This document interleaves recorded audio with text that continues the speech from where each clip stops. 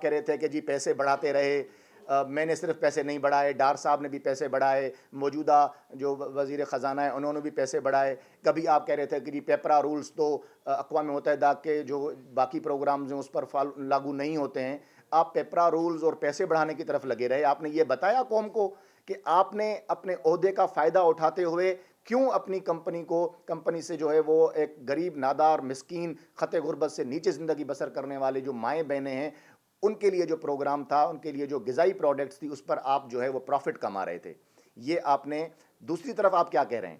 دوسری طرف آپ کہہ رہے ہیں کہ جی قانونی کارروائی کروں گا، عدالت میں جاؤں گا، اور جو ہمارے طارق فضل چودھری صاحب ہیں اور انوشا رحمان صاحبہ ہیں وہ جو ہے وہ پارلیمانی پریولیج جو ہے وہ اپنی ختم کرنے کا اعلان کریں. اتنا دور کیوں جاتے ہیں بھائی؟ آپ کراچی میں رہتے ہیں، ہم بھی کراچی میں ہیں.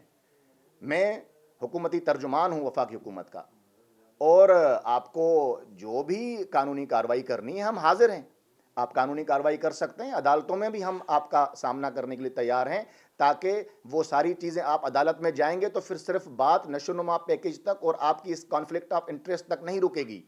پھر آپ کو بتانا پڑے گا کہ وزیر خزانہ بننے سے پہلے آپ کے کیا اثاثہ جات تھے اور آج آپ کے کیا اثاثہ جات ہیں. آپ کو بتانا پڑے گا کہ آپ نے ان عہدوں پہ رہتے ہوئے سرکاری وسائل اور سرکاری اختیارات استعمال کرتے ہوئے اپنے اثاثوں میں کتنا اضافہ کیا ہے، یہ آپ کو بتانا پڑے گا. آپ کہتے ہیں نا میں جی سچ بولتا ہوں، میں سچ بولتا ہوں. آپ یہ گردان کل بھی اپنی پریس کانفرنس میں بار بار دہراتے رہے. تو مفتاح اسماعیل صاحب آپ قوم کو بتانا پسند کریں گے کہ جب آپ وزیر خزانہ نہیں تھے تو آپ کے ٹوٹل اثاثہ جات کیا تھے اور آج آپ کے اثاثہ جات کیا ہیں؟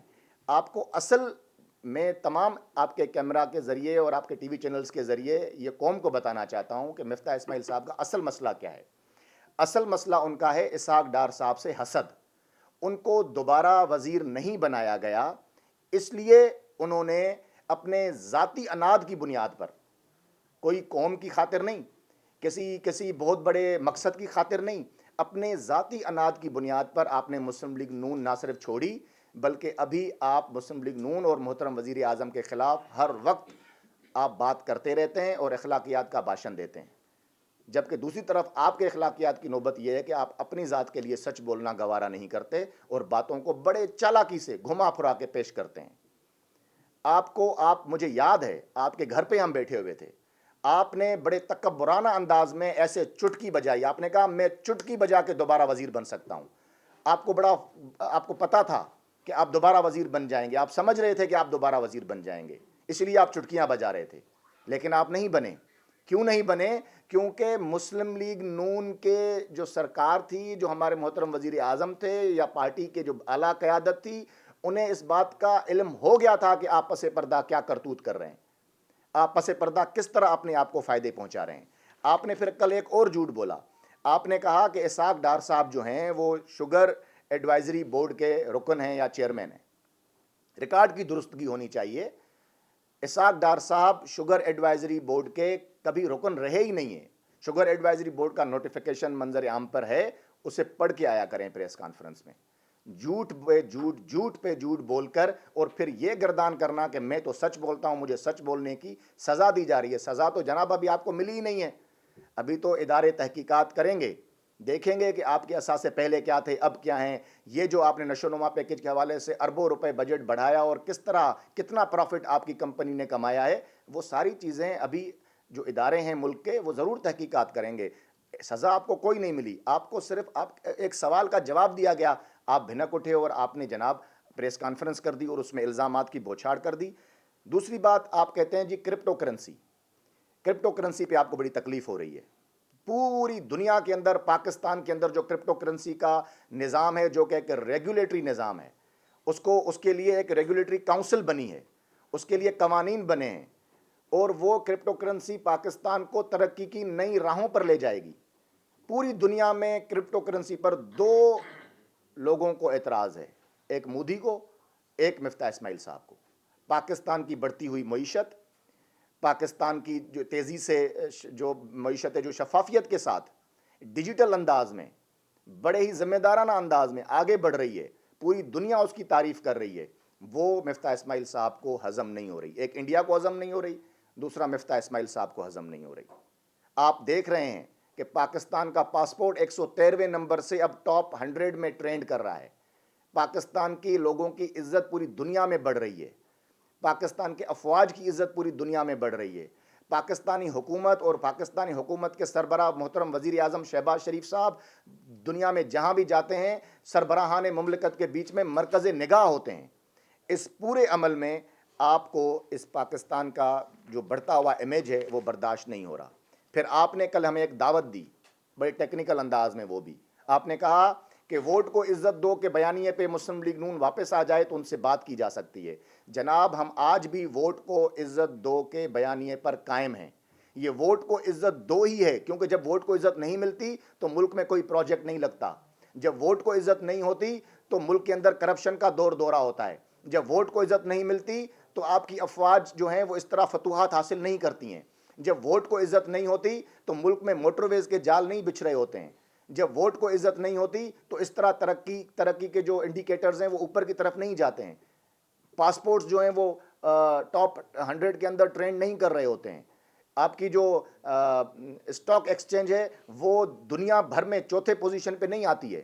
یہ ووٹ کو عزت دو ہی ہے کہ عوام کے, لوگوں کے, ملک کے کام ہو رہے ہیں, ملک آگے ترقی کر رہا ہے. آپ نے کہا کہ جی ووٹ کو عزت دو, تب آپ سے بات ہوگی. آپ سے کس صورت میں مسلم لیگ نون بات کرے؟ حکومت آپ سے کیوں بات کرے؟ آپ کیا ہیں پورے پولیٹیکل اسٹرکچر میں اس وقت پاکستان کے پولیٹیکل ارینا میں؟ آپ کا تو نہ ایم این اے نہ ایم پی ہے. آپ سے کیوں بات کریں؟ آپ سے بات کرنے کی ضرورت کیا ہے؟ ہم کیوں آپ سے بات کریں گے؟ آپ اپنا قد بڑھانے کے لیے روز محترم وزیر اعظم کے خلاف ہرزہ سرائی کرتے ہیں, حکومت کے خلاف اور ڈار صاحب کو آپ جو ہیں وہ ٹارگٹ کرتے ہیں. یہ ٹارگٹ کرنا بند کریں. آپ پی ٹی آئی کے ایجنڈا پہ کام کر رہے ہیں. پی ٹی آئی کا ایجنڈا کیا ہے؟ جھوٹ بولو, اتنا جھوٹ بولو کہ سچ لگنے لگے. پروپیگنڈا کرو, منفی پروپیگنڈا کرو. آپ بھی وہی کام کر رہے ہیں. اگر آپ اپنے آپ کو واقعی معیشت دان سمجھتے ہیں تو آئیں حکومت کو مشورہ دیں. آپ مشورہ دیں کہ جی اس طرح ہونا چاہیے, ایسے ہونا چاہیے, پازیٹیو تنقید کریں. اس کے لیے ہمارے دروازے کھلے ہوئے ہیں.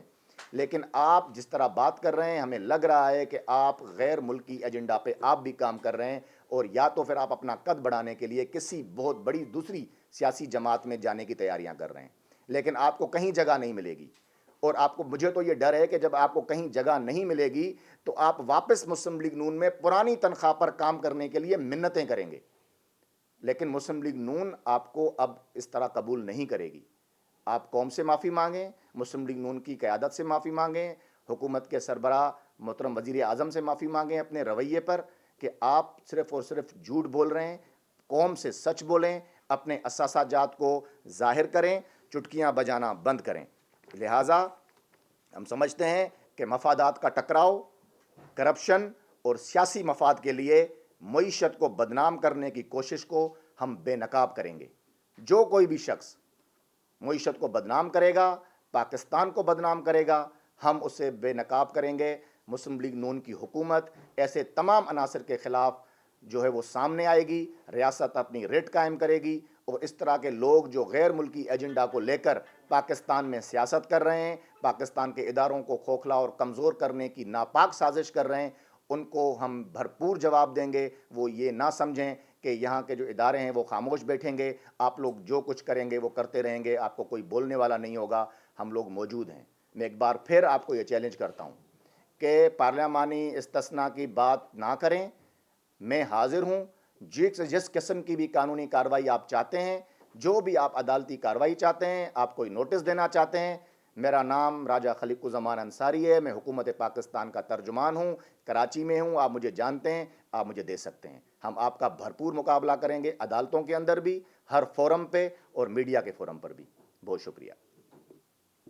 اچھا یہ فرمائیں کہ دو باتیں بڑی ہیں. آپ نے ابھی دہرایا کہ جی ووٹ کو عزت دو, آج بھی کہتے ہیں آپ اسی بیانی پہ قائم ہیں. دو سوال ہیں میرے. پہلا یہ کہ اگر ایسی بات ہوتی تو امریکی صدر آرمی چیف سے نہیں ملتے, آپ کے پی ایم سے ملتے. اٹس مین کہ ووٹ کو عزت نہیں, تو ووٹ کو عزت ہے. سیکنڈ ون سر, آپ نے کہا کہ جی غیر ملکی ایجنڈے پہ کام کر رہے ہیں, تو کیا وجہ ہے کہ جب پارٹی سے نکل جاتے ہیں تو پھر غیر ملکی کا فوراً الزام لگ جاتا ہے؟ تو جب وہ کام کر رہے تھے تو اس وقت تو غیر ملکی نہیں تھے وہ. نمبر ون, آپ نے بات کی کہ آرمی چیف جو ہے وہ امریکی صدر سے ملے ہیں. وہ دیکھیں, بیسیکلی आर्मी चीफ से अमेरिकी सदर की मुलाकात भारत को बदतरीन शिकस्त के बाद हुई है। जब आप जंग में फतूहात लेते हैं, फतह करते हैं और ज़बरदस्त तरीके से हिकमत अमली से आगे बढ़ते हैं, तो फिर दीगर ममालिक आपके आर्मी चीफ से मुलाकात करते हैं। इसमें कोई मैं समझता हूँ कोई कंस्पायरेसी थ्योरी तलाश करने की ज़रूरत नहीं है। ना ही ये है कि इसमें वोट को इज़्ज़त नहीं है, बल्कि इससे वोट को इज़्ज़त में तक़वियत मिलती है कि वो उन्होंने एक आर्मी चीफ्स को मिले और उनकी जो पेशावराना सलाहियतें हैं उसको उन्होंने सराहा। और फिर उसके बाद ट्रंप ने जो बयानात दिए, जो उसकी मीडिया अपीयरेंस रही, उसमें उसने क्या कहा? उसने कहा कि पाकिस्तान की आर्मी बड़ी वेल इक्विप्ड आर्मी है। उसने कहा कि पाकिस्तान ने अपने से 10 गुना ज़्यादा मजबूत दुश्मन को शिकस्त दी है। तो ये बेसिकली जो मुलाकात थी वो जंग जीतने के बाद के पस मंज़र में थी। इसे हम किसी और पस मंज़र में नहीं देखें। और उसके बाद भी जो वाक़यात हुए वो इस बात को ज़ाहिर करते हैं कि उनसे मुलाकात जो है वो इसलिए नहीं थी कि कोई यहाँ पे जो है वो वोट को इज़्ज़त नहीं है। ये वोट को इज़्ज़त दो ही है। दूसरी बात आपने की कि हमारी पार्टी से चले गए तो हम कहते हैं गैर मुल्की। देखें, हमारी पार्टी से बहुत से लोग गए हैं। हमने उन लोगों पे कभी इल्ज़ाम नहीं लगाया कि वो गैर मुल्की एजेंडा पे काम कर रहे हैं। पार्टी छोड़ते हैं लोग, दूसरी पार्टी में जाते हैं, नहीं भी जाते, घर बैठ जाते हैं, तनकीद करते हैं, हम वेलकम करते हैं। लेकिन गैर मुल्की एजेंडा की हम इसलिए बात कर रहे हैं कि क्रिप्टो के ऊपर उनका जो मौक़िफ़ है मिफ्ता इस्माइल साहब का, वो वही मौक़िफ़ है जो इंडिया का मौक़िफ़ है, वो वही मौक़िफ़ है जो मोदी का मौक़िफ़ है, मोदी सरकार का मौक़िफ़ है। जब आप पाकिस्तान के दुश्मन मुल्क का मौक़िफ़ अपनाएंगे तो फिर आपको कहा जाएगा कि आप गैर मुल्की एजेंडा पे काम कर रहे हैं। अच्छा राजा साहब, ये बताइएगा कि शुरू के तकरीबन 9 मिनट अभी आपने प्रेस कॉन्फ्रेंस में जो है वो मुफ्ता इस्माइल की करप्शन के हवाले से बात की और उनके जो उन्होंने करप्शन की उसके हवाले से आपने बताया, और अगले 3 से 4 मिनट में आपने उनको दोबारा ये भी ऑफर कर दी कि जब तक आप माफ़ी नहीं मांगेंगे आपको दोबारा पार्टी में नहीं लिया जाएगा। ये तसाद आपके बयानात में क्यों है? पहली बात मेरा पूछने का मकसद ये है कि जब वो करप्शन में मुलविस हैं और आपके पास तमाम सबूत भी मौजूद है, तो फिर उनको पार्टी में दोबारा आने की ऑफर क्यों की जा रही है? मैंने पार्टी में दोबारा आने की ऑफ़र नहीं की। मैंने माफी कहा मांगने पे आपने कहा कि आप दोबारा नहीं, आ सकते हैं। नहीं, मैंने ये नहीं कहा। मैंने कहा आप माफ़ी मांगें, अपने झूठ बोलने पे माफ़ी मांगें, इल्ज़ामात लगाने पे माफ़ी मांगें। साथ साथ मेरा जुमला था, मैं दोबारा दोहरा देता हूँ कि आप अपनी पुरानी तनख्वाह पर काम करने के लिए मुस्लिम लीग नून को मिन्नतें करेंगे, लेकिन अब मुस्लिम लीग नून आपको वापस नहीं लेगी। वापस लेने की बात मैंने नहीं की। मैंने कहा जो आपने कौम से झूठ बोला है उस पे माफ़ी मांगें, और सच जो आप कहते हैं ना कि मैं सच बोलता हूँ, तो वो जो सच आप बोलें तो उस सच में ये शामिल करें कि आप जब वज़ीर ख़ज़ाना नहीं थे तो उस वक़्त आपके असासाजात क्या थे, और अब इस वक़्त आपके असासाजात क्या हैं। आपकी बेगम साहिबा के, आपके बच्चों के, आपके ख़ानदान के, आपके भाइयों के असासाजात में कितने फ़ीसद इजाफ़ा हुआ है, ये आप कौम को सच बताएं। हमने ये बात की है। अच्छा सर, ये बताइएगा कि मुफ्ता इस्माइल साहब ने जो इल्ज़ामात लगाए और एक अमेरिका के अंदर इसाक साहब बैठे हैं, वहाँ उन्होंने ओक्कड़ इसकी वजाहत वफाकी वज़ीर इत्तलात ने बड़े बड़े उससे किए। जी, तो क्या जो इल्ज़ामात कर रहे हैं, क्या आप इंफॉर्मेशन केस करेंगे इनके ऊपर? देखें, डिफॉर्मेशन केस हम नहीं करेंगे, वो धमकियां दे रहे हैं। हम उन्हें वेलकम करेंगे। हम कहते हैं आप करें, आप नोटिस भेजना है आप भेजें। आप छुप रहे हैं ना, बेसिकली आपको करना नहीं है। अब आपने क्या कहा? आपने कहा जी कि तारिक फजल चौधरी साहब और अनुशा रहमान साहबा जो कि सेनेटर हैं, वो पार्लियामानी प्रिविलेज का ख़त्म करने का ऐलान करें। वो पार्लियामानी प्रिविलेज ना लें क्योंकि वो सेनेटर हैं, आला ऐवान के मेंबर हैं, तो मैं उनके खिलाफ कार्रवाई नहीं कर सकता। आप अपनी माजूरी जाहिर कर रहे हैं। तो वो सारी बातें जो उन्होंने की हैं वो हम अडॉप्ट कर रहे हैं ना। हम बोल रहे हैं मैं कोई सेनेटर नहीं हूँ, मुझे कोई भी पार्लियामानी इस्तिस्ना हासिल नहीं है, तो मैंने उन्हें ऑफ़र की है कि आप मुझे ले जाएं। मैं अपनी गवर्नमेंट की तर्जुमानी करते हुए आपका मुकाबला करने के लिए तैयार हूँ। सर, आपने मुफ्ता इस्माइल की बात की कि नून लीग को पता चल गया कि उन्होंने करप्शन की और इस तरह के मामला थे, तो क्या ये नून लीग की पॉलिसी कि अगर कोई वजीर करप्शन करते पकड़ा जाए तो उससे वजारत की जाए, कोई कानूनी कार्रवाई ना की जाए? नहीं, बेसिकली मैं आपको बताऊं कि ये जो करप्शन थी ये अखलाकी करप्शन थी, ये कॉन्फ्लिक्ट ऑफ इंटरेस्ट की बात थी। अभी भी मौजूदा वज़ीरों में से आपने देखा होगा, चंद दिनों पहले भी एक वज़ीर साहब ने तकरीर की, उन्होंने कहा जी प्राइम मिनिस्टर के साथ काम करना बड़ा मुश्किल है। प्राइम मिनिस्टर साहब दिन रात काम करते हैं, 24 घंटे में 4 घंटे वो नींद करते हैं।